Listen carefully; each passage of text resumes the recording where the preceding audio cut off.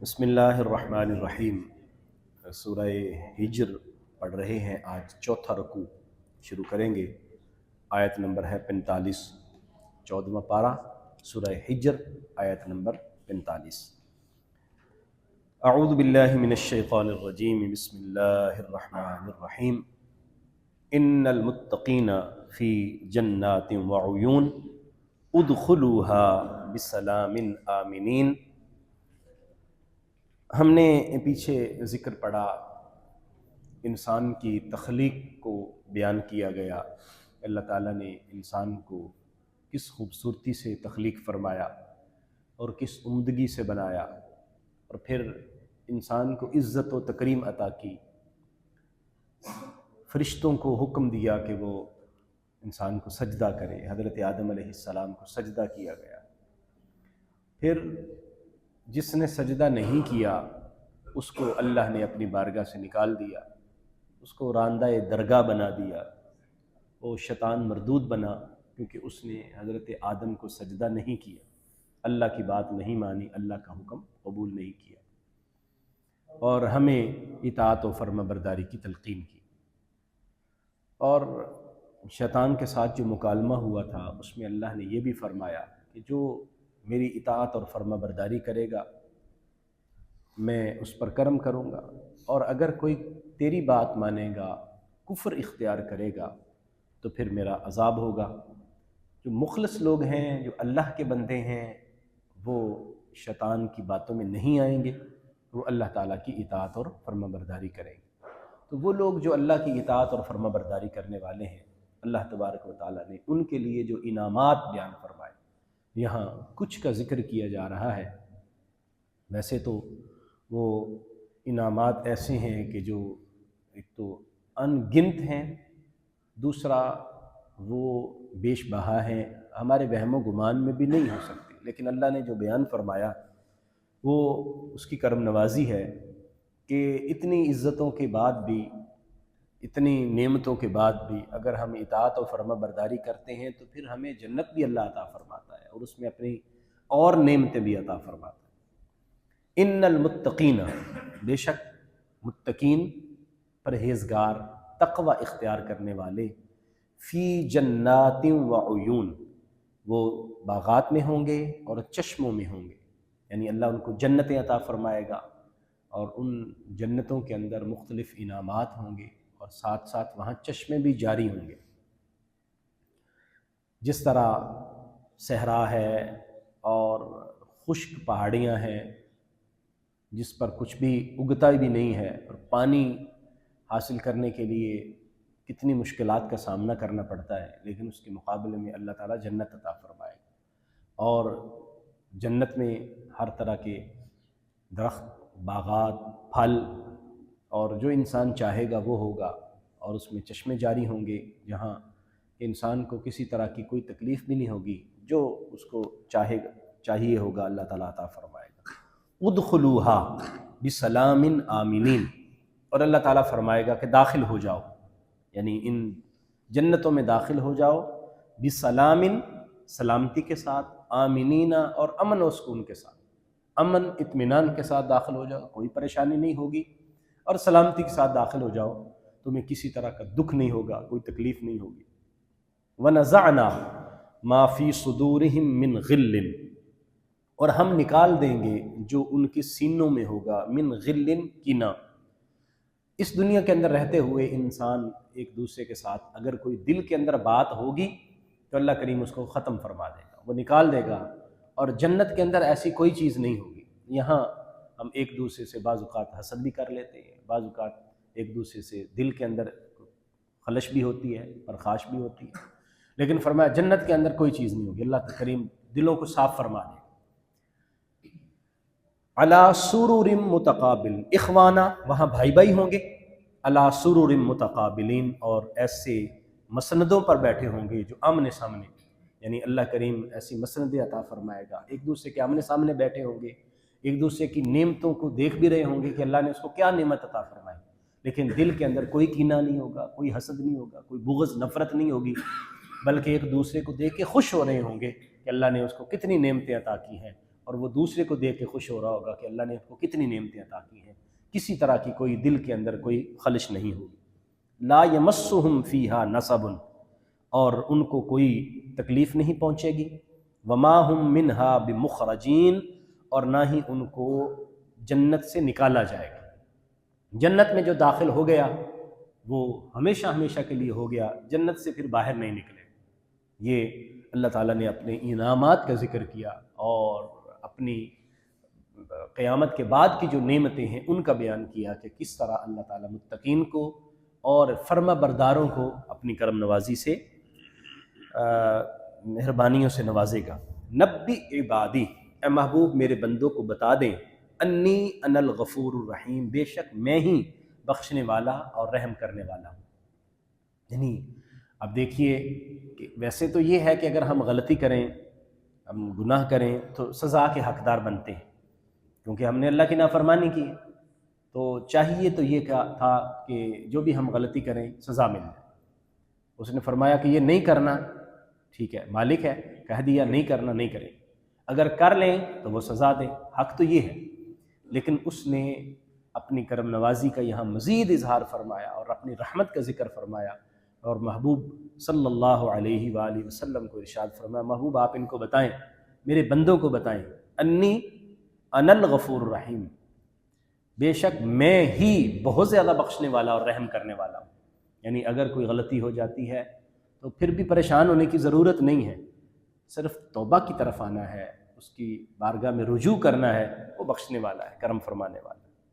وَأَنَّ عَذَابِي هُوَ الْعَذَابُ الْأَلِيمُ، اور یہ بھی بتا دیں کہ میرا عذاب بھی بڑا دردناک عذاب ہے، بخشش بھی ہے، عذاب بھی ہے، دونوں چیزوں کا یہاں ذکر کیا گیا۔ لیکن اللہ نے اپنی بخشش کا پہلے ذکر فرمایا، اور اب یہاں دیکھیں اس آیت کے اندر اللہ نے اپنے لیے جو جملے ارشاد فرمائے اس میں بخشش کا اور رحمت کا دو چیزوں کا ذکر کیا، اور عذاب کا ایک ہی ذکر کیا۔ تو اس سے ہمیں پتہ چلتا ہے کہ اللہ کی رحمت بڑی وسیع ہے، عذاب بھی اس کا ہے، لیکن وہ فوراً عذاب بھی نہیں دیتا، وہ فوراً ہمارے گناہوں پر ہماری پکڑ بھی نہیں فرماتا، بلکہ ہمیں مہلت بھی دیتا ہے، ہمیں توبہ کی اللہ کریم توفیق بھی دیتا ہے، اور ہمیں بار بار یہ حکم بھی دیتا ہے کہ تم توبہ کر لو، واپس آ جاؤ، رجوع کر لو۔ اور جب شیطان نے یہ کہا تھا نا کہ میں تیرے بندوں کو ضرور گمراہ کروں گا اور میں ان کو اس طرح کر دوں گا کہ وہ جہنم میں جائیں گے، وہ تیری نافرمانی کریں گے، اللہ کریم نے شیطان سے فرمایا تھا کہ شیطان تو میرے بندوں کو گمراہ کرے گا، لیکن میں اپنے بندوں کے لیے توبہ کا دروازہ کھلا رکھوں گا، توبہ کا دروازہ بند نہیں کروں گا، آخری سانس تک وہ توبہ کر لیں کہ میں ان کی توبہ کو قبول کر لوں گا۔ یعنی اس کی کرم نوازی دیکھی۔ اور پھر اس نے فرمایا وسعت رحمتی کل شیء، میری رحمت ہر چیز سے وسیع ہے، یعنی اللہ کے عذاب سے اللہ کی رحمت زیادہ وسیع ہے، اللہ کے عذاب سے اللہ کی رحمت غالب ہے۔ تو ہمیں کوشش کرنی چاہیے کہ ہم اللہ تبارک و تعالیٰ کی رحمت کی طرف متوجہ ہوں۔ وَنَبِّئْهُمْ عَنْ ضَيْفِ ابراہیم، یہاں حضرت ابراہیم علیہ السلام کا واقعہ دوبارہ بیان کیا جا رہا ہے، جس کو ہم نے سورہ ہود میں پڑھ لیا تھا، اس کو ہم دوبارہ دیکھتے ہیں۔ حضرت ابراہیم علیہ السلام کے ہاں اولاد نہیں تھی، اللہ کی بارگاہ میں انہوں نے کئی مرتبہ گزارش کی، دعا کی، لیکن ابھی تک قبولیت نہیں ہوئی تھی۔ حضرت ابراہیم علیہ السلام کے پاس کچھ مہمان آئے، اور وہ انسانی شکل میں آئے۔ حضرت ابراہیم بہت مہمان نواز تھے، بہت زیادہ مہمان نواز۔ جیسے ہی مہمان آئے انہوں نے ان کو خوش آمدید کہا، بٹھایا، بٹھا کے فوراً نکل گئے، اور گھر جا کے فوراً ان کے لیے جانور ذبح کیا، اور ذبح کر کے اس کا گوشت وغیرہ تیار کر کے پکانے کے لیے کیا آئے، مہمانوں کے پاس آئے، تھوڑی دیر بیٹھے، کھانا آ گیا تو مہمان کھانا نہیں کھا رہے تھے، تو آپ بڑے پریشان ہوئے کہ کھانا کیوں نہیں کھا رہے؟ تو انہوں نے کہا کہ اصل میں تو ہم اللہ کے فرشتے ہیں، ہم انسان ہیں نہیں، آپ جلدی جلدی گئے ہیں، آپ فوراً آپ نے ہم سے کوئی بات چیت ہی نہیں کی، تو آپ فوراً مہمان نوازی کے لیے چلے گئے، اور آپ نے کھانا تیار کر کے بھی فوراً یہاں حاضر کر دیا، تو ہم تو بھئی فرشتے ہیں، تو ہم یہ کھاتے پیتے نہیں ہیں، ہم اس سے بے نیاز ہیں۔ کیسے آئے؟ پہلی بات تو یہ ہے کہ آپ کو ہم اللہ کی طرف سے خوشخبری دینے کے لیے آئے ہیں کہ اللہ تعالیٰ آپ کو بیٹا عطا فرمائے۔ اور پھر اس کے بعد قوم لوط کے عذاب کا بھی ذکر ہو رہا ہے، سنیے ذرا۔ وَنَبِّئْهُمْ عَنْ ضَيْفِ ابراہیم، آپ ان کو ابراہیم کے مہمانوں کا تذکرہ بھی بتائیے، حضرت ابراہیم کے مہمانوں کا قصہ سنائیے۔ اِذْ دَخَلُوا عَلَيْهِ، جب وہ ان کے پاس داخل ہوئے، فَقَالُوا سَلَامًا، انہوں نے سلام کہا، یعنی حضرت ابراہیم علیہ السلام کے پاس آئے، سلام کہا۔ قَالَ إِنَّا مِنْكُمْ وَجِلُونَ، تو حضرت ابراہیم نے فرمایا کہ میں تم سے خوف زدہ ہو رہا ہوں۔ یہ وہ سارا واقعہ یہاں تک مختصر ہے، وہاں ذرا تفصیل سے بیان ہوا ہے کہ کس طرح مہمان نوازی کے لیے آپ نے گوشت وغیرہ تیار کیا، کھانا تیار کیا، تو وہ کھا نہیں رہے تھے، تو آپ نے کہا کہ مجھے تو خوف آ رہا ہے، تم کھا کیوں نہیں رہے؟ کیونکہ کسی کے ہاں جا کے کھانا نہ کھانا یہ سمجھا جاتا تھا کہ کوئی دشمنی والا معاملہ ہے، کہ وہ کہہ رہا ہے کہ میں اس کا کھانا نہیں کھاؤں گا، تو کوئی نہ کوئی بات ہے۔ قالو، انہوں نے عرض کیا، لا توجل، آپ گھبرائیں نہیں، آپ ڈرے نہیں، انا نبشرک بغلام علیم، ہم آپ کو خوشخبری دیتے ہیں ایک بچے کی جو بڑا علم والا ہوگا، غلام علیم، ایسا بچہ جس کو اللہ علم عطا فرمائے گا، ہم آپ کو خوشخبری دینے کے لیے آئے۔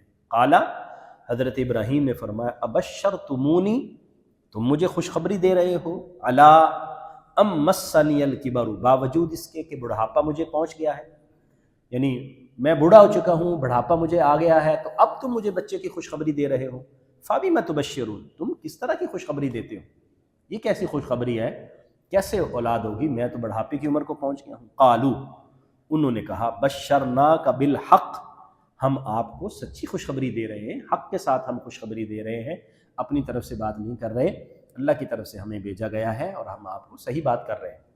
فلا تکم من القانتین، بس آپ مایوسوں میں سے نہ ہو جائیں، مایوسی نہ کریں، اللہ تعالیٰ کی رحمت ہے، اللہ کی رحمت پر امید رکھیں۔ آپ نے اتنی عمر تک اولاد نہیں ہوئی تو اب آپ یہ نہ سمجھیں کہ اولاد ہوگی نہیں، اللہ نے عطا فرمانی ہے، تو اللہ تبارک و تعالیٰ جب بھی چاہے عطا فرما سکتا ہے، اس کے لیے کیا ناممکن ہے۔ قال ومن یقنط من رحمت ربہ، آپ نے فرمایا کہ اللہ کی رحمت سے مایوس کون ہو سکتا ہے، الا الضالون، سوائے گمراہوں کے۔ میں تو اللہ کی رحمت سے مایوس قطعاً نہیں ہوں، میں تو ویسے بات کر رہا ہوں کہ یہ کیسے ممکن ہے، اتنی عمر ہو گئی، اب ممکن نہیں ہو سکتا، میں تو ظاہری اسباب کے حوالے سے بات کر رہا ہوں۔ اللہ کی رحمت سے مایوسی نہیں ہو سکتی، اور نبی اللہ کی رحمت سے کیسے مایوس ہو سکتے ہیں؟ قطعاً ایسا نہیں ہو۔ تو انہوں نے پھر حضرت ابراہیم علیہ السلام کو آپ کی اولاد حضرت اسماعیل کی خوشخبری، پھر اس کے بعد حضرت اسحاق علیہ السلام اللہ تعالیٰ نے عطا فرمایا، وہ بھی خوشخبری، دونوں کو اللہ تعالیٰ نے نبوت عطا فرمائی، اہل علم بنایا، اور اللہ نے اپنے برگزیدہ بندوں میں سے بنایا۔ تو ان آیات مبارکہ سے ہمیں ایک تو یہ پتہ چلا کہ اگر ہم تقوی اختیار کریں گے، پرہیزگار بنیں گے، تو اللہ تعالیٰ کی رحمتیں، اللہ کی کرم نوازیاں ہمارا استقبال کریں گے، اللہ تعالیٰ ہمیں جنت عطا فرمائے گا، اللہ ہم سے راضی ہوگا، اللہ ہم سے خوش ہوگا اور اپنی نعمتیں عطا فرمائے گا۔ دوسرا، ہمیں یہاں سے یہ علم ہوتا ہے کہ اس کی ذات بڑی غفور الرحیم ہے، بخشنے والی ہے۔ ہم سے غلطی ہو جائے تو ہم فوراً جھک جائیں، فوراً توبہ کر لیں، فوراً معافی مانگ لیں۔ اچھا، یہ بھی کوئی پتہ نہیں ہے کہ بعض اوقات ہم مؤخر کرتے ہیں توبہ کو مؤخر نہ کیا جائے، اس کو لیٹ نہ کیا جائے، فوراً توبہ کر لی جائے۔ جیسے غلطی ہو گئی، احساس ہوا، فوراً توبہ کر لی جائے، کوئی پتہ نہیں آگے موقع ملے کہ نہ ملے۔ آدمی کو بعض اوقات ایسا ہوتا ہے کہ غلطی کرتا ہے، وہ بھول بھی جاتی ہے، تو وہ تو وہیں کھڑی رہے گی، تو اس لیے فوراً توبہ کر لی جائے، جتنی جلدی ممکن ہے اس گناہ سے انسان بچنے کی کوشش کرے۔ اور پھر یہاں سے ہمیں یہ بھی علم ہوا کہ اللہ تعالیٰ کی رحمت سے مایوسی نہیں ہونی چاہیے۔ انسان پر مشکلات آ سکتی ہیں، امتحانات آ سکتے ہیں، پریشانی آ سکتی ہیں، لیکن وہ اللہ کی بارگاہ میں ہمیشہ درخواست کرتا رہے، اس کی بارگاہ سے مانگتا رہے، کبھی اللہ تبارک و تعالیٰ عطا فرما گا، وہ اس کی حکمت ہے، وہ ہو سکتا ہے۔ دیکھیں حضرت ابراہیم علیہ السلام کتنی عمر ہو گئی ہے، بعض روایات کے مطابق 90 سال ہے، بعض میں 100 سال سے بھی زیادہ ہے، لیکن اولاد نہیں ہوئی۔ تو اس کا یہ مطلب ہے کہ حضرت ابراہیم اللہ کے نبی رسول ہیں، اللہ ان کی دعا بھی نہیں قبول کرتا۔ ہم بعض اوقات یہ سوچتے ہیں کہ کب سے مانگ رہا ہوں، میں نمازیں بھی پڑھتا ہوں، اللہ کی عبادت بھی کرتا ہوں، روزے بھی رکھتا ہوں، میری دعا ہی اللہ قبول نہیں کرتا۔ یہ ایسا نہیں سوچنا چاہیے۔ بس ہم تو بندے ہیں نا جی، ہم تو اس مالک کی بندے ہیں، تو ہمیں تو مانگتے رہنا چاہیے، ہمیں تو جھکے رہنا چاہیے۔ وہاں شکوہ، یا اللہ میں تیری نمازیں بھی پڑھتا ہوں، میں تیری بارگاہ میں سجدے بھی کرتا ہوں اور تسبیحات بھی کر رہا ہوں، میری دعائی قبول نہیں ہو رہی، نہیں، یہ نہیں سوچنا۔ ہاں، اللہ کی رحمت پر امید ہمیں رکھنی چاہیے، اللہ کی رحمت کے ساتھ وابستہ ہمیں رہنا چاہیے، حکمت ہوگی اللہ تعالیٰ اگر تاخیر فرما رہا ہے اور ابھی ہمیں وہ ہماری ظاہری چیز نہیں میسر آ رہی، نہیں مل رہی، ممکن ہے ہمارے لیے وہ مناسب نہ ہو، ہمارے لیے بہتر نہ ہو، اللہ تعالیٰ زیادہ بہتر جانتا ہے، اور ہم بندے ہیں، ہمیں بندے بن کے رہنا چاہیے، ہمیں اللہ کی بارگاہ میں جھکتے رہنا چاہیے اور اس سے گزارشات عرض کرتے رہنا چاہیے۔ اللہ تعالیٰ ہمیں توفیق عطا فرمائے۔ آمین۔ وآخر دعوانا ان الحمد للہ رب العالمین۔